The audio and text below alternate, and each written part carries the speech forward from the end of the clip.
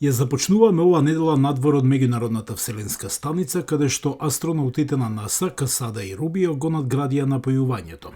Во текот на 7 часа дуото инсталираше една од 6 нови соларни низи на станицата. Кога ќе бидат завршени, низите ќе ја зголемат мокњоста на станицата за дури 30%. Тоа беше втора вселенска прошетка на Касада и Рубио, кои се во вселената на 6-месечна мисија. НАСА вели дека тоа е 256-та вселенска прошетка за поддршка на вселенската станица.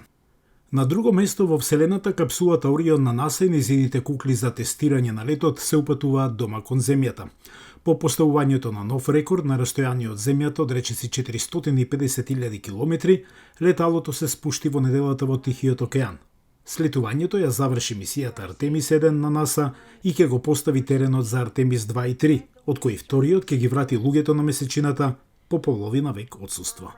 Мисијата Аполо 17 пред 50 години ова недела на 7 декември 1972 година однесе тројца астронаути на НАСА: Јуџен Цернан, Харисон Шмит и Рон Еванс од Вселенскиот центар Кенеди на Флорида. 3 дена подоцна тие стигнаа во орбитата на месечината. Цернан потоа го водел вселенското возило Челенџер во лунарна долина. Тој и Шмит поминаа повеќе од 3 дена на месечината и поминаа скоро еден цел ден надвор од вселенското возило. На 14 декември 1972 година Цернан стана последниот од само 10 астронаути кои прошетаа по месечината. Мисијата заврши 5 дена подоцна. НАСА се чини дека ќе ја повтори својата магија на месечината со тоа што ќе ги врати луѓето на површината на месечината на бродот Артемис 3 уште во 2025 година. Од другите вести, луксузниот производител на автомобили и инженерската фирма Rolls-Royce вели дека дизајнира нуклеарен микрореактор сам по себе, нешто ново што би можело да и даде на базата на месечината енергија на НАСА, топлина и погон за идното патување на Марс.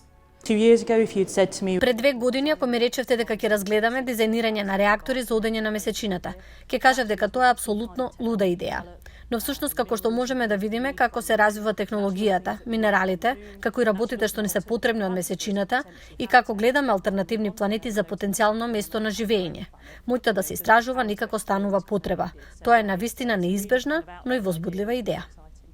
Британската фирма, позната по своите млазни мотори, потроши повеќе од 60 години градејќи ги напојувањата за британската флота на нуклеарни подморници. Rolls-Royce вели дека се надева дека ќе го донесе тоа искуство во модерната вселенска трка.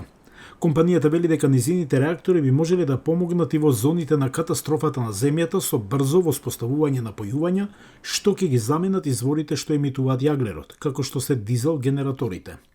Конечно, оваа недела од камерите на вратите од прекрасниот Питсбург, Пенсилванија и Кливленд, Охајо, доаѓаат безбедносни снимки од метеор кој се превлекува низ ноќното небо.